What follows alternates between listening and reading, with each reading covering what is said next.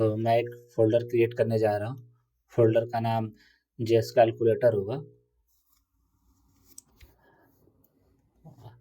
या JavaScript calculator, आप जो भी नाम रखना चाहते हैं वो फ़ोल्डर का नाम रख सकते हैं। मैं यहाँ पे 3 फाइल्स बनाऊँगा। एक फ़ाइल का नाम है index.html फ्रंट एंड के लिए, दूसरा style.css और तीसरा जो फ़ाइल होगा वो script.js होगा।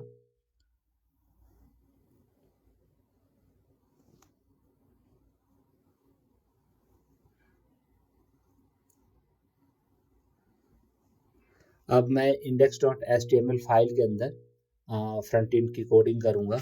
सो फर्स्टली मैंने टैग ले लिया है HTML टैग, क्योंकि मैं जो ये स्क्रिप्ट रन करूँगा वो बेसिकली ब्राउज़र में रन करूँगा। तो HTML के अंदर 2 सेक्शन होता है, एक आपका हेड सेक्शन होता है और एक बॉडी सेक्शन होता है। हेड सेक्शन क्या में आप टाइटल रख सकते हैं, और अगर कोई CSS कॉल कर रहे हैं CSS कॉल वो कर सकते हैं, और कुछ जगह jQuery अगर रन कर रहे हैं तो वो भी आप हेड सेक्शन के अंदर रख सकते हैं। अभी टाइटल कैलकुलेटर होगा, और ये मैं जो स्टाइल एक CSS फाइल बना रहा हूँ उसका लिंक दिया हुआ है। हेड सेक्शन मैं भूल गया था, तो अभी मैं हेड सेक्शन डाल रहा हूँ। हेड सेक्शन के अंदर मैं टाइटल और जो ये CSS का जो लिंक है वो मैं हेड सेक्शन के अंदर डालूँगा। तो मैंने यहाँ कट किया, अब इसको मैं यहाँ पे पेस्ट कर रहा हूँ। मेरा ये हेड सेक्शन कंप्लीट हो गया, इंटेंट सही कर रहा था। अब मैं बॉडी टैग लूँगा। बॉडी टैग के अंदर मैं UI क्रिएट करूँगा, बेसिकली जो हमारा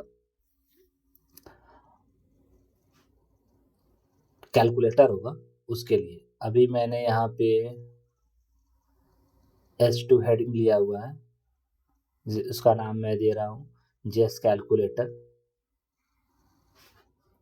फिर इसके बाद से मैं 2 डीफ सेक्शन लूँगा, और डीफ के अंदर मैं डिज़ाइन करूँगा। बेसिकली कैलकुलेटर में हमें नंबर चाहिए होता है, और जो एक्शन परफॉर्म करने होते हैं वो चाहिए होता है। इस डिफ से मैंने बोला था कि 2 डीफ सेक्शन लूँगा, तो 2 मैं डिव ले रहा हूँ। आप चाहो तो इससे टेबल और TR में भी क्रिएट कर सकते हो।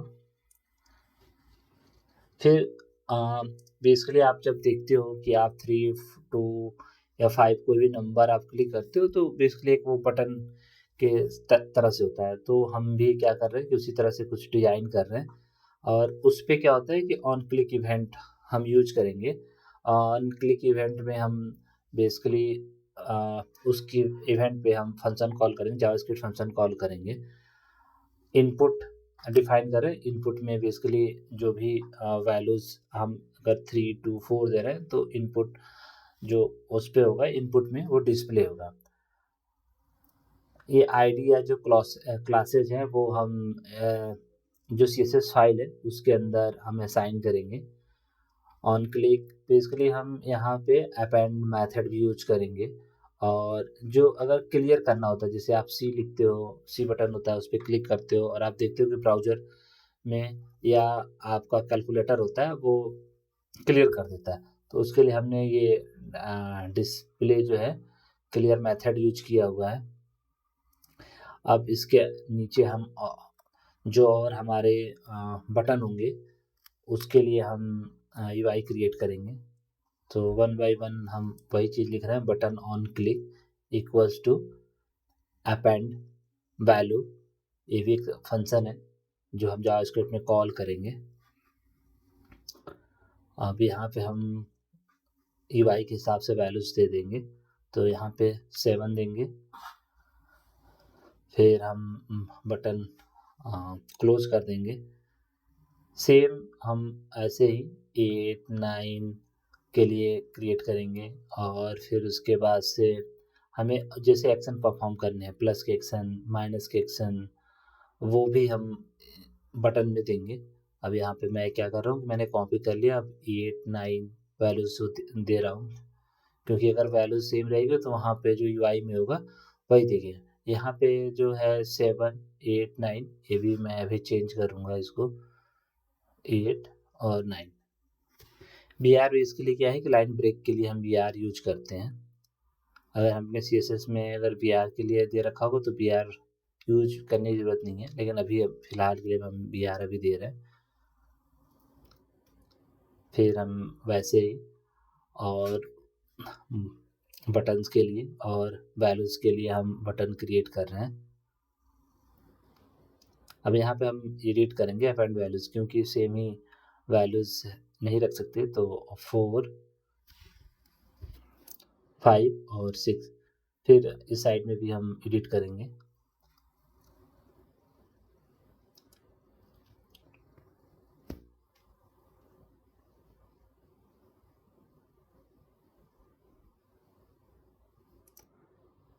इसका जो कोड होगा मैं वो डिस्क्रिप्शन बॉक्स में डाल दूंगा, तो आप इजीली कट कॉपी पेस्ट कर सकते हैं।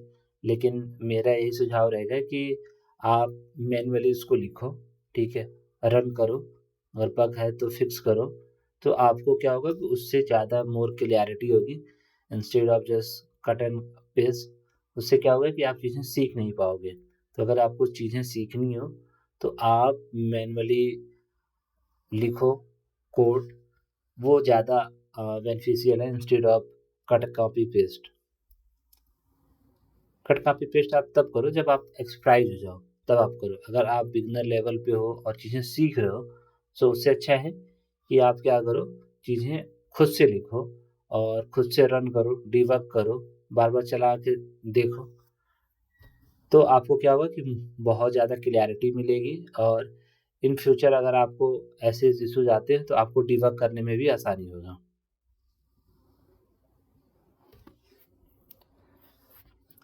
तो हमने क्या किया कि यहाँ पे 4 के लिए, 5 के लिए, 6 के लिए हमने बटन क्लिक कर लिया, फिर प्लस एक्टिविटी के लिए हमने बटन क्लिक कर लिया है। अब हमें 1, 2, 3, 0 के लिए क्रिएट करेंगे, फिर हमारे जो माइनस के लिए, फिर हमारे जो ऑपरेशंस होंगे जैसे प्लस, माइनस, मल्टीप्लिकेशन, डिवीजन, उसके लिए भी हम बटन क्रिएट करेंगे।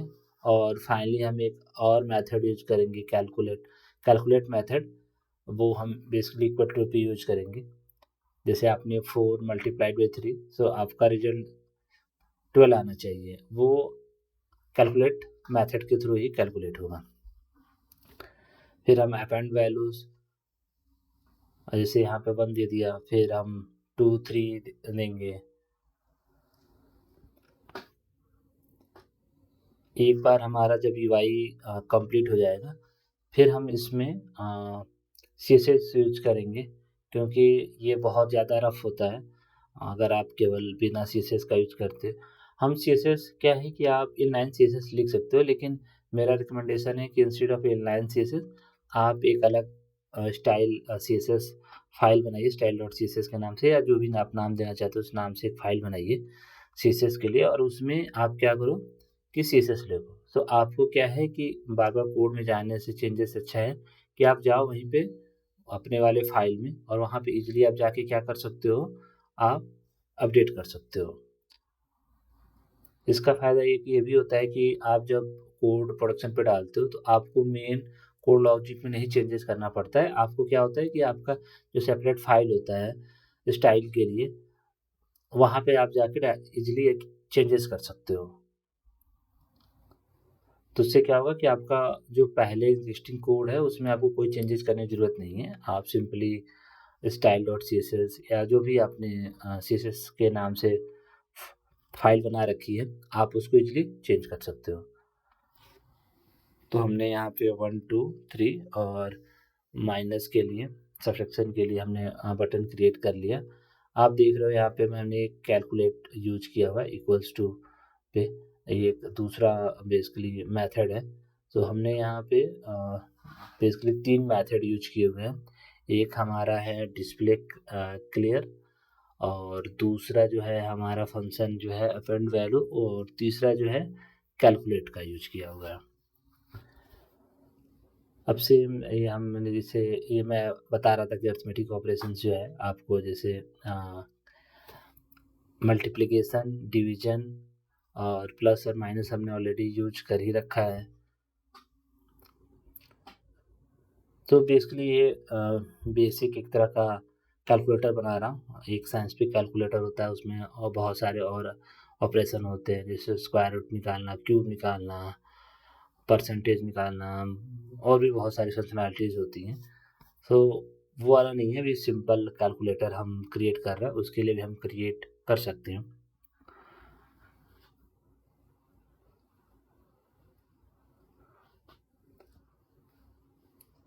तो हमारा ऑलमोस्ट HTML डिज़ाइन हो चुका है। मैं फंक्शन का नाम बस चेंज कर रहा था। आप चाहो तो सेम ही रख सकते हो, लेकिन वो आपको जो आप स्क्रिप्ट लिखोगे उसमें सेम ही फंक्शन होनी चाहिए। अब ये क्लासेस सारे जगह पे यूज कर सकते हैं। ये जो क्लास बटन है बेसिकली ये हम स्टाइल में लिखेंगे और फिर यहाँ पे हम कॉल करेंगे। अब हमारा ऑलमोस्ट ये कंप्लीट हो चुका।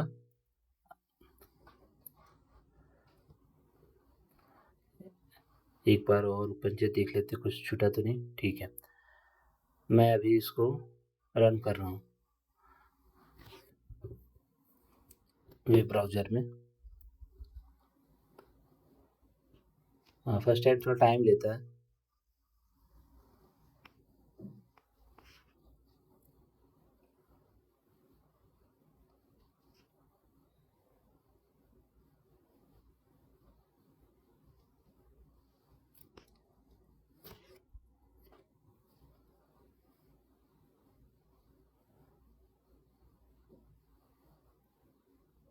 शायद कुछ इशू है, फिर से एक बार रिट्राई करते हैं।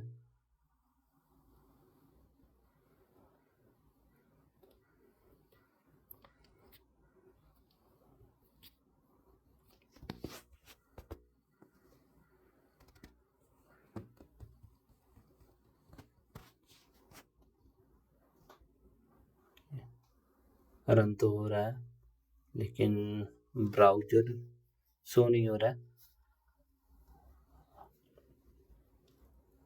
अच्छा, अभी बाद में देखते हैं, अभी स्टाइल लिखते हैं उसके बाद से देखते हैं ब्राउज़र क्यों नहीं शो हो रहा था, या मे बी रिकॉर्डिंग के टाइम पे ब्राउज़र कैप्चर नहीं हुआ होगा।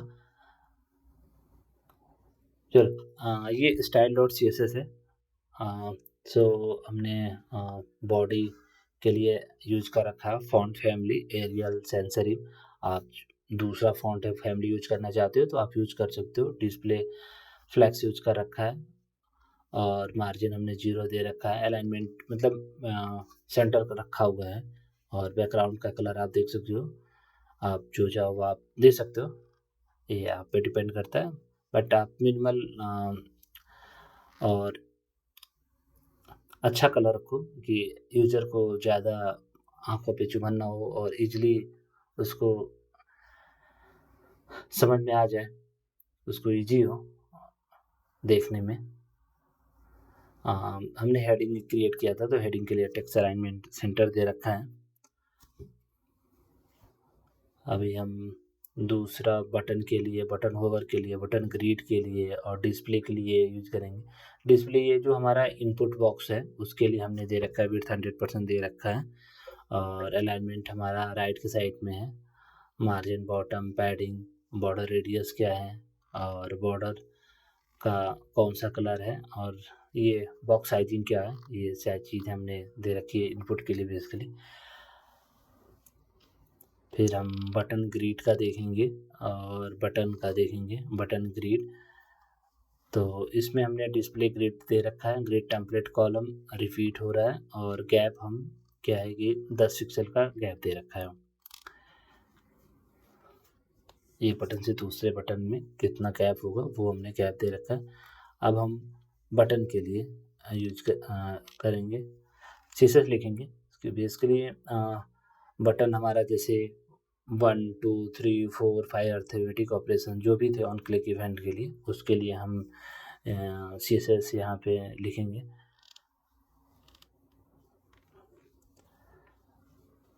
सो विड्थ हमने 100% दे रखा है, हाइट 60% दे रखा है, font size 20 pixel, border radius, colour white दे रखा है, बॉर्डर बटन के लिए कुछ भी नहीं है, नन है, और कर्सर पॉइंटर है, जब बटन पे आप जाओगे तो पॉइंटर की तरह से दिखा है। ट्रांजिशन हमारा बैकग्राउंड कलर है। आप चाहो तो एक दो एट्रीब्यूट्स कम कर सकते हो बटन के लिए, ये आप पे डिपेंड करता है। मैं ये CSS भी आपको डाल दूंगा डिस्क्रिप्शन में, आप अपने हिसाब से मॉडिफाई कर सकते हो CSS में। और मैं जो ये ऐप बना रहा हूँ, कैलकुलेटर ऐप बना रहा हूँ बेसिकली, ये रिस्पॉन्सिव बना रहा हूँ, तो उसके लिए भी हमें कोड करना पड़ता है, वो हम कोड करेंगे। और ये अगर बटन के ऊपर लेके जाते हो, फिर बटन कैसे बिहेव करता है वो बटन ओवर पे हम देख सकते हैं।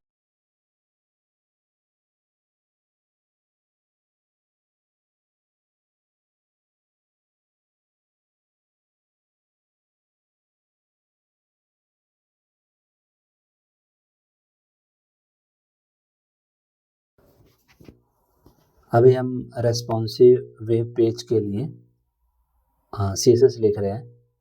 इससे ये होगा कि आप कहीं पे भी इसको ओपन करेंगे तो आपकी स्क्रीन की जो साइज होगी वो दूसरे पेज पे या हाइड नहीं होगा, वो आपको एक ही पेज पे दिख जाएगा। जैसे क्या होता है कि टेबल आप जब क्रिएट करते हो, अगर टेबल रिस्पॉन्सिव होगा तो आप मोबाइल की उसी वाली स्क्रीन पे देख लोगे। अगर रिस्पॉन्सिव नहीं होगा तो क्या होगा कि टेबल के 4 कॉलम आपको इधर दिखेंगे और फिर 4 कॉलम आपके, आप जब स्क्रॉल करोगे तो आपको स्क्रॉलिंग करने की जरूरत नहीं पड़ेगी। इसलिए हमने रेस्पॉन्सिव CSS यूज किया हुआ है। अब हम जो हमने CSS यूज किया हुआ है वो CSS हम क्या करेंगे, उसको हम यहाँ पे कॉल करेंगे, अपने वेब ब्राउज़र में कॉल करेंगे। उसके बाद से हम जावास्क्रिप्ट लिखेंगे। जावास्क्रिप्ट के अंदर बेसिकली जो 3 हमने फंक्शन यूज करने हैं, एक क्लियर डिस्प्ले, एक कैलकुलेट और एक append values.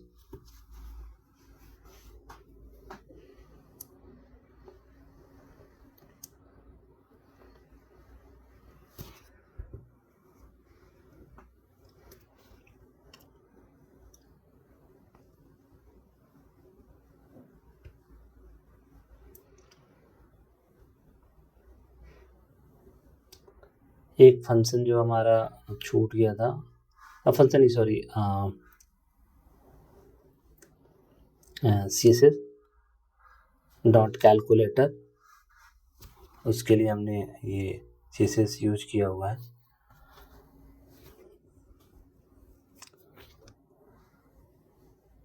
Background almost white ही है। पैडिंग दे रखा है, बॉर्डर रेडियस दे रखा है, border shadow, max width 300 pixel और विड्थ 100%।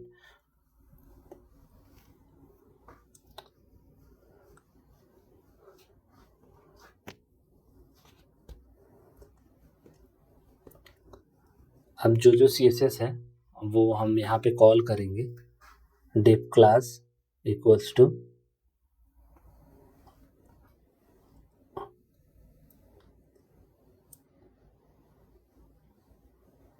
कैलकुलेट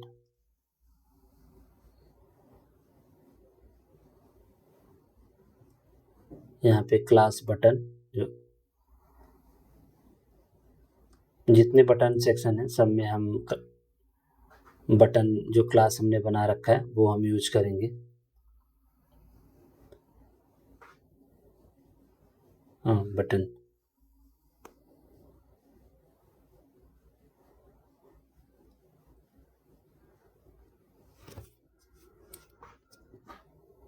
और आप यहाँ पे जो क्लास है कैलकुलेट, यहाँ पे आप कैलकुलेटर यूज करना, क्योंकि वहाँ पे कैलकुलेटर हमने यूज किया हुआ है।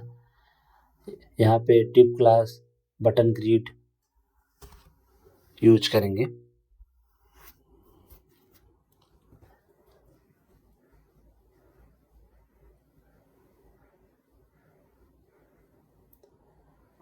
अब जितने भी बटन है उस सारे बटन्स के अंदर हम क्लास कॉपी करके बटन पेस्ट कर देंगे 1 बाई 1।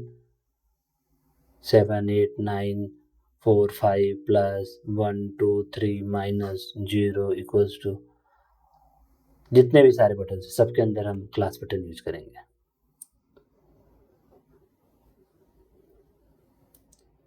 आप चाहो तो दो चीज़ कर सकते हो। आप चाहो तो न्यूमेरिक वैल्यूज़ के लिए 1 2 3 4 5 8 9 जीरोज़ के लिए आप एक अलग बटन बना लो और अर्थमेटिक ऑपरेशन के लिए आप एक अलग बटन बना लो। लेकिन उससे थोड़ा सा क्या होगा कि खींच पाँच लगेगा, थोड़ा अच्छा नहीं लगेगा। तो उससे अच्छा है कि आप सेम बटन यूज करो। या एक चीज़ ये कर सकते हो कि बटन के जो रेडियस वोडियस अप्रॉक्सीमेट सबको सेम हो, आप कलरिंग चेंज कर सकते हो। अर्थमेटिक के लिए अलग रखो, न्यूमेरिक वैल्यूज़ के लिए अलग रखो और ऑपरेशनल वैल्यूज़ के लिए उनके लिए अलग रखो।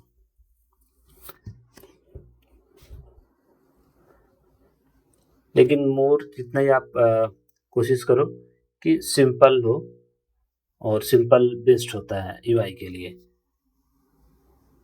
यूजर को भी ज़्यादा नेविगेट ना करना पड़े, यूजर इजीली क्लिक कर सके। क्यों ज़्यादा आप उसको कलर देते हो तो यूजर के लिए भी थोड़ा सा वैसे लग जाता है, अच्छा नहीं लगता उसमें और दिखने में भी अच्छा नहीं लगता है। कलर दो, लेकिन मिनिमल कलर दो, लाइट कलर दो और बहुत कम कलर कोडिंग का यूज करो। वो ज़्यादा वेस्ट होता है कंपेयर। आप किसी भी बड़े वेबसाइट ऐप में देखो, आप यूजली देखेंगे कि उनका जो यूआई होता है बहुत ही सिंपल यूआई होता है दिखने में। मैक्सिमम यूआई आप देखो डार्क अब ये यूज करना स्टार्ट किए, लेकिन मोस्टली पहले क्या होता था कि वाइट बैकग्राउंड में ही होता था। अमेजोन का, ट्विटर, फेसबुक। हाँ, अब हम स्क्रिप्ट लिख रहे हैं। स्क्रिप्ट के अंदर हमने 3 फंक्शन लिखने हैं। एक अपेंड वैल्यूज़ के लिए लिखना है, दूसरा हमें जो लिखना है वो क्लियर डिस्प्ले के लिए लिखना है और तीसरा कैलकुलेट के लिए। अब अपेंड वैल्यूज़ के लिए फंक्शन अपेंड वैल्यू, इसके अंदर document dot gate element by ID, display ID है और डॉट वैल्यू। अब इसमें क्या होगा इस फंक्शन से कि आप अगर 3 लिखते हो और फिर उसके बाद से मल्टीप्लाई करते हो 2 से, वो क्या होगा कि 3 मल्टीप्लाई बाई 2 इक्वल टू 6 ये अपेंड करेगा। अगर ये अपेंड वैल्यूज़ अगर फंक्शन आप यूज नहीं करोगे तो 3 मल्टीप्लाई बाई 2 जो लिखोगे ना वो आपको शो नहीं होगा, और जो 6 होगा वो आपको जो हम फंक्शन लिखेंगे कैलकुलेट फंक्शन उसके थ्रू 6 आएगा। लेकिन जो अपेंड होगा जैसे 3 plus 2 plus 5 plus 6 multiplied by 8, ये सारा हमारा अपेंड वैल्यू फंक्शन के थ्रू होगा। अब हम जैसे क्लियर डिस्प्ले सी पे क्लिक करते हैं और क्लियर हो जाता है, तो इसीलिए हमने क्या किया वैल्यूज नल दिया हुआ है, इसके अंदर कोई भी वैल्यू हम नहीं देंगे। अब लास्ट फंक्शन हमारा होगा कैलकुलेट फंक्शन।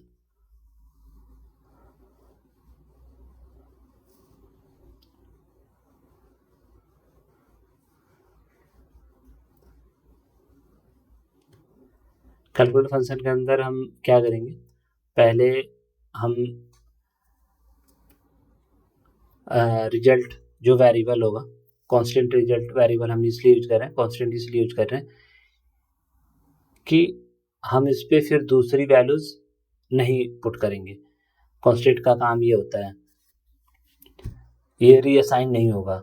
अगर आप कांस्टेंट की जगह दूसरा कुछ दे दो तो उससे क्या होगा वैल्यू रीअसाइन हो जाएगी। तो आपका जो वैल्यू रिजल्ट जो आपका 5 आने वाला था वो रिजल्ट रीअसाइन होकर मान लो 5 + 5 10 हो जाएगा। तो इसीलिए हम कांस्टेंट, क्योंकि रिजल्ट क्या है कि आपका 5 मल्टीप्लाइड बाई 5 के बाद से 25 आना है। तो जो अगर हम कांस्टेंट की जगह पे अगर दूसरा कोई वेरिएबल लेंगे तो वो क्या होगा कि रिसाइन होगा उसी वैल्यूज को, लेकिन कांस्टेंट वाले में क्या होगा फिक्स हो जाएगा, वो रिसाइन नहीं होगा। तो अब हाँ, यहाँ पे हम स्क्रिप्ट कॉल कर रहे हैं, स्क्रिप्ट टाइप और जो सोर्स है बेसिकली कहाँ पे हमने रखा हुआ script dot JS same root folder पे, इसीलिए हम इसमें हमें आगे पीछे कुछ देने की ज़रूरत नहीं है, डायरेक्ट script.js हम यूज़ कर सकते हैं। अगर ये डी फोल्डर पे होता तो फिर वहाँ से पाथ कॉपी करके डालना पड़ता हमें। अगर ई पे होता तो इसे कॉपी करके हमको वहाँ पे यहाँ पर डालना होता सोर्स के अंदर, उसका पूरा रूट पाथ डालना होता है। लेकिन ये क्या है कि सेम ही रूट पे है, तो हमें script.js लिख दिया बस एज इट इज़, इतना ही, इससे काम चल जाएगा हमारा।